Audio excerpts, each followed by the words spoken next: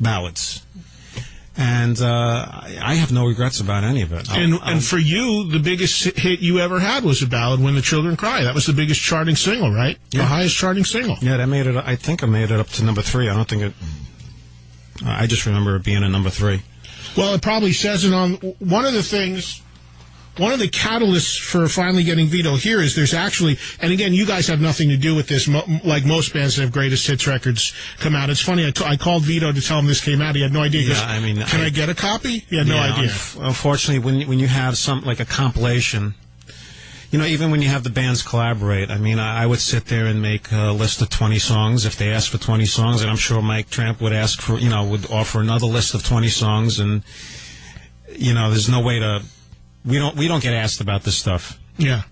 But basically, when you have a contract, these labels can reissue this stuff in as many ways as they want.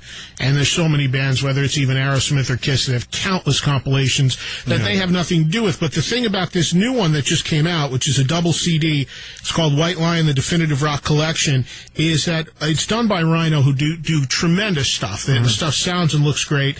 And on this is a bunch of live tracks that have never been before released of you guys performing at the Ritz. And for younger listeners or people that don't know the whole White Lion story in a nutshell, why don't you just take them through the quick evolution of the band, if you can? What do you mean, forming? Yeah, just the time you formed and just the records that came out and then when it ended. Well, I was in a band, a cover band playing at L'Amour's called Dreamer, and Mike Tramp had come over from Europe playing in his band, and they opened up for us.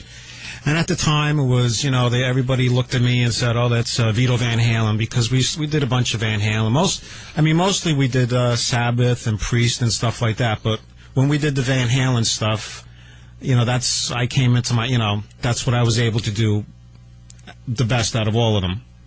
And when Mike Tramp obviously came, you know, opened up for us, everybody looked at him and said, "Wow, there's a David Lee Roth guy for you." Because back then it was, you know. Who were the blonde-haired lead singers? David Lee Roth. I mean, I don't think Motley Crue was just coming out. Right. So everybody said, you know, the two of you should get together. And it just so happened that Mike Tramp's band broke up the same time that my band broke up. And we just got together. We wrote songs. The very first song that me and Mike ever wrote was a song called Broken Heart. Now, here's a ballad-type song. But me and Mike weren't sitting there saying, you know, if we want to be successful, we got to do the commercial route. That was the first song. Nobody was thinking in terms of, oh, it's a ballad, we shouldn't do that. You know, we had Fight to Survive was probably the second song we wrote. And you just played it. I mean, that's not a ballad. Right.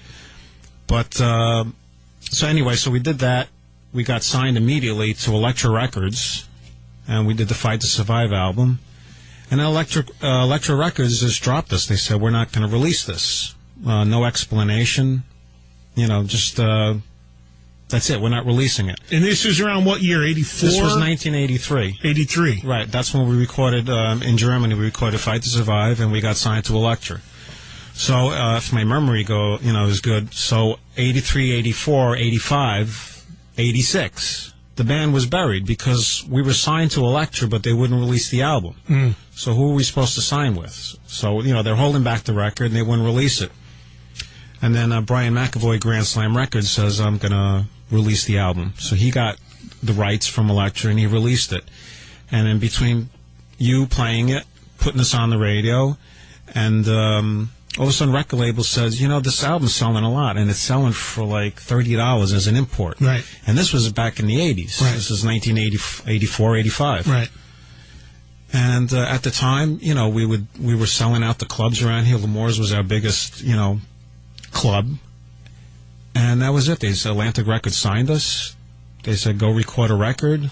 We went and did Pride. This was, Pride was recorded in 1987, so it's 20 years. This, you know. 86, no? No, 87. 87. Okay. And actually you were sleeping on the couch in the apartment in California when we were recording Pride. Right, I remember that. Well, Vito and I can go on forever about personal stories of us hanging out over the years because all four of the guys in the band that I had some great times with. But Vito, I remember staying at the Oakwoods in your place when you were doing it. Sleeping on the floor. And the Tom Peterson Cheap Trick moment, which is a great story. Maybe we'll tell later on, which I absolutely love. But yeah, so Pride comes out.